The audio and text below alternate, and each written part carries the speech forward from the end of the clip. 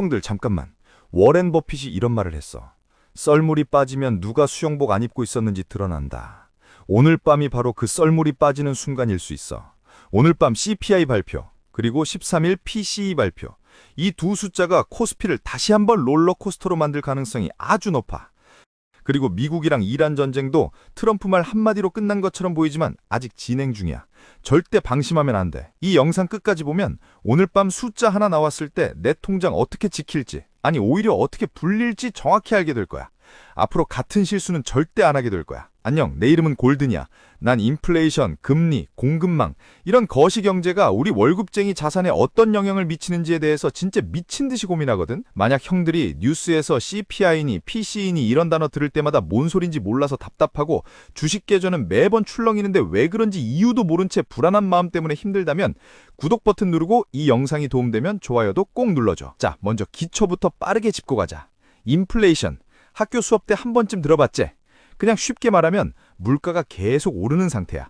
오늘 2,000원 하던 커피가 내일 2,200원, 모레 2,500원이 되는 거. 이게 인플레이션이야. 근데 스태그플레이션은 이것보다 훨씬 더 무서워. 물가는 오르는데 경기는 나빠지고 실업자는 늘어나는 상태. 그러니까 내 월급은 그대로거나 오히려 줄어드는데 마트 장바구니는 점점 가벼워지는 거야. 이게 동시에 오는 최악의 조합이 바로 스태그플레이션이야. 비유를 하나 들어볼게. 자전거 타고 오르막길을 올라가는 상황을 상상해봐. 인플레이션은 오르막이 점점 가팔라지는 거야. 힘들지만 계속 페달 밟으면 돼. 근데 스태그플레이션은 오르막이 가팔라지는데 동시에 체인이 끊어지는 거야. 뭘 해도 앞으로 나아갈 수가 없어. 이게 바로 지금 우리가 가장 두려워하는 시나리오야. CPI, 소비자 물가지수. 이게 뭔지 아주 쉽게 설명해 줄게. 형들, 마트 상상해봐. 30대 직장인 김대리가 매달 장을 봐. 쌀, 라면, 삼겹살, 기름값, 전기세, 커피, 옷, 이것저것. 이 장바구니 전체 가격이 작년보다 얼마나 올랐냐를 측정하는 게 바로 CPI야. 정부가 공식 발표하고 연준이 금리 결정할 때 가장 먼저 보는 숫자야. PCE는 CPI보다 더 넓어. 김대리가 직접 산 것뿐만 아니라 회사 건강보험, 정부가 대신 내주는 의료비까지 포함해서 측정해. 연준이 공식으로 가장 선호하는 물가지표야. CPI가 체온계라면 PCE는 혈액검사야. 더 정밀하고 더 신뢰해. PPI, 생산자 물가지수. 이건 공장 입장에서 봐. 박 사장님 공장이 원자재를 사올 때 가격이 얼마나 올랐냐를 측정해. 중요한 건 PPI가 오르면 한 달에서 세 달 뒤에 CPI가 따라서 올라. 선행지표야. 자, 이제 전체 그림을 한번 그려볼게. 지금까지의 내용이 복잡하게 들리지만 사실 아주 단순한 연쇄 반응이야. 시작은 공급망 병목이야. 호르무즈 해협 봉쇄. 이건 시스템에 갑자기 노이즈가 확 들어오는 신호야. 라디오 들을 때 갑자기 지직하고 잡음 들어오는 거 있잖아. 그것처럼. 그러면 첫 번째 공정이 작동해. 유가가 오르면 물류비가 오르고 전기료가 오르면서 PPI, 생산자 물가가 오르기 시작해. 이 열기가 식지 않고 다음 단계로 전달되는 거야. 두 번째 공정이 진짜 무서워. 물가 오를 것 같다는 기대 인플레이션이 올라가면 노동자들이 임금 인상을 요구해. 임금이 오르면 서비스 비용이 올라. 밥집 사장님이 직원 월급 줘야 하니까 밥값 올리잖아. 이게 고착화되면 에너지 가격이 다시 내려가도 서비스 물가는 안 내려가. 증폭기가 작동하기 시작하는 거야. 최종 출력은 CPI랑 PCE 상승, 시스템 과열이야. 연준이라는 냉각장치가 작동해야 하는데 물가가 안 잡히면 금리를 못 내려. 냉각장치가 고장난 채로 시스템이 계속 달아오르는 거야. 이게 지금 우리 상황이야. 자, 그래서 만약 오늘 밤 CPI 2.2% 이하, 그리고 10년물 국채금리 4.2% 돌파한다면 첫 번째 시나리오야. 내가 신기로의 함정이라고 부르는 케이스야. 개인적으로 이 케이스가 가장 유력하고 이미 선반영하여 진행되고 있다고 생각해. CPI가 2.2% 이하로 나오면 얼핏 좋아 보여. 물가 낮게 나왔잖아. 근데 절대 속으면 안 돼. 이번 CPI는 전쟁 전 데이터야. 호르무즈 해협 봉쇄 사태 터지기 전의 데이터가 포함된 숫자라고. 근데 시장은 이미 미래를 보고 있어. 앞으로 유가 폭등하면 물가 더 오를 거라는 공포를 금리에 미리 반영하기 시작한 거야. 이걸 선반영이라고 해. 수치로 보면 이래. 명목금리 4.2%에서 기대 인플레이션 3%를 빼면 실질금리가 약 1.2%야. 이 실질금리가 오르면 돈 빌리는 비용이 실질적으로 비싸진다는 거야. 중소형 정장주들 미래 이익이 쪼그라들어. 이때 형들 절대 하면 안 되는 행동이 있어. CPI 낮게 나왔다고 주식 계좌 보고 좋아서 매수 버튼 누르는 거야. 이거 진짜 함정이야. 좋은 발표 나왔을 때 시장이 반짝 올라. 그게 매도 기회야. 가슴에 새겨둬. 현금 비중 30% 이상 유지하고 중소형 정장주 정리하고 실물 자산으로 해지 포지션 잡아.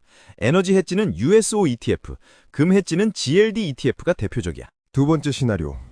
CPI 2.5% 이상, 동시에 국채 금리도 폭등하는 경우야. 개인적으로는 20% 정도 가능성이 있어.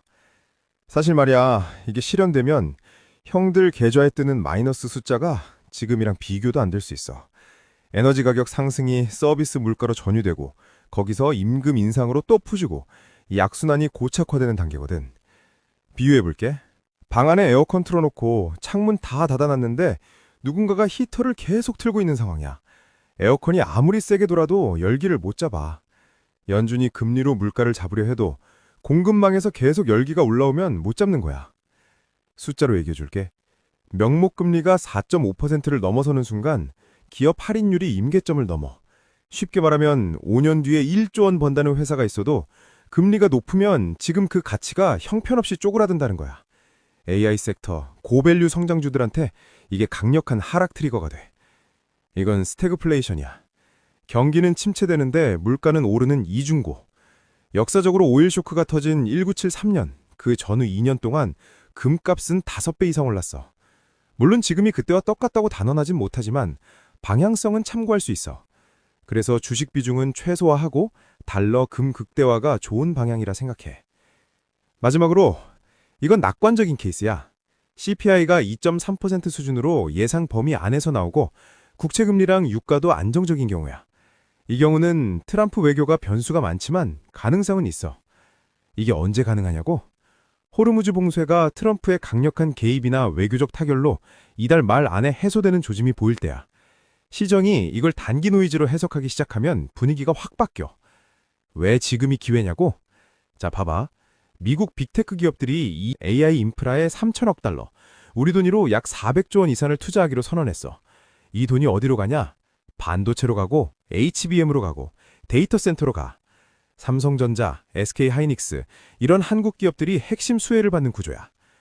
매크로 불확실성 때문에 실적은 탄탄한데 주가가 억울하게 눌려있는 낙폭과대 우량주들이 있어. 이런 종목들을 이때 담아야 해. 낙폭과대 우량주 공격적 매수하고 채권 ETF 선점할 수 있어.